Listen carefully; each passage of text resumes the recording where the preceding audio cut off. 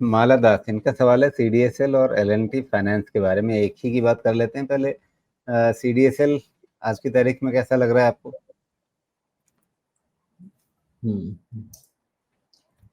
CDSL discussion शायद रहेगा अपना इस पे, हाँ, अक्सर सवाल आते रहते हैं इस पे तो, बट देख लेते हैं।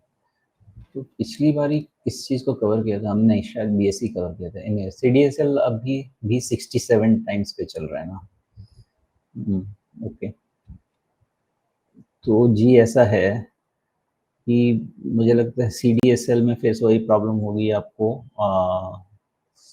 वैल्यूएशन वाला इशू तो काफ़ी इसको इम्पैक्ट करेगा। और अभी तक जो सीडीएसएल में हो रहा है, जो कि बड़ा पैसा आपका नहीं बन, बड़ा पैसा क्या, अच्छा पैसा नहीं बन पाया है पिछले 2 साल से, जस्ट बिकॉज वैल्यूएशन स्ट्रेच है। और अगर 2 साल का डेटा अगर क्विकली देखेंगे तो आपको सीडीएसएल का जो जो ये मार्जिन है वो आपका मोर देन 60% से 50% पे गिर के चला गया था। अब धीरे धीरे थोड़ा सा बढ़ना शुरू हुआ है। और जो आपका क्वार्टरली सेल्स ग्रोथ होता था 50-70% का, वो नेगेटिव टू फ्लैटिश है।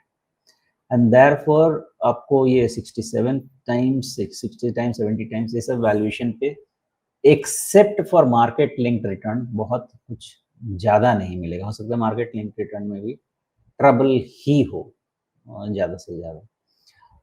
करीब 1600 पे है। अगर यहाँ से प्रीवियस हाई को भी लिया जाए तो 2000 रुपये, यानी कि करीब करीब आपका 20-22% के आसपास का रेंज बनता है।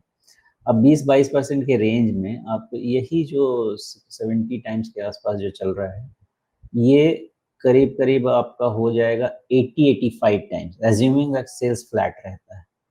इस वैल्यूएशन पे मुझे तो लगता है कि रिस्क ज़्यादा है then the safety that you would want. बाकी प्राइस चल सकता है क्या? अगर मार्केट चलेगा तो प्राइस भी चल सकता है, बट ये इन्वेस्टमेंट ग्रेड हो सकता है क्या? I have my own doubts because valuation बहुत ही एक्सपेंसिव है। जी वैल्यूएशन महंगा है सीडीएसएल में, लेकिन अगर आप इसका चार्ट देखें, ये थोड़ा लॉन्गर टाइम फ्रेम में आपको दिख रहा है कि किस तरह से इसकी चाल बनी है। तो 440 के आसपास से बढ़ करके ये लगभग 2000 तक पहुंच गया था, और वहां से जो इसने पटका खाया तो आधा हो गया लगभग। उसके बाद फिर इसने अपने आप को संभाला है, लेकिन उसके बाद से वापस एक डाउनवर्ड ट्रेजेक्ट्री बनी हुई है। क्या अब जा करके ये जो इसकी गिरावट आई थी 1800 के आसपास से, वहां पर कोई थोड़ा सा टेढ़ा मेढ़ा डब्लू बनाने की कोशिश कर रहा है क्या? नहीं, ये कप एंड हैंडल है ना। अब कप एंड हैंडल में ये है कि हैंडल भी बन चुका है, हैंडल का ब्रेकआउट भी हो ही चुका है। इसको मेन निफ्टी के नए हाई का वेट रहेगा। उसके पहले तक ऐसे ही इसका हैंडल बना रहेगा, चलता रहेगा थोड़ा बहुत। तो नया हाई जब तक नहीं बनेगा, मुझे लगता तो नहीं कि 1800 निकलना चाहिए इसको, या फिर आपका रिजल्ट कुछ बड़ा सरप्राइज दे दे तो कोई फैक्टर तो होना चाहिए 1800 के ऊपर इसको निकालने के लिए।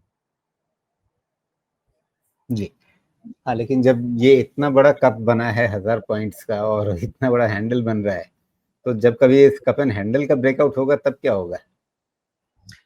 ऐसा नहीं है कि कप एंड हैंडल का ब्रेकआउट कोई ज़रूरी है कि बहुत बड़े गेन दे दे। वैल्यूएशन बहुत मेजर रोल प्ले करता है। अगर सेल्स ग्रोथ वापस 30-40% की ट्रैजेक्टरी में चले जाएंगे, तब फिर जो नॉर्मल कप एंड हैंडल की एनालिसिस होती है, जितना डीप है उतना हम इसको ऊपर लेके जा सकते हैं।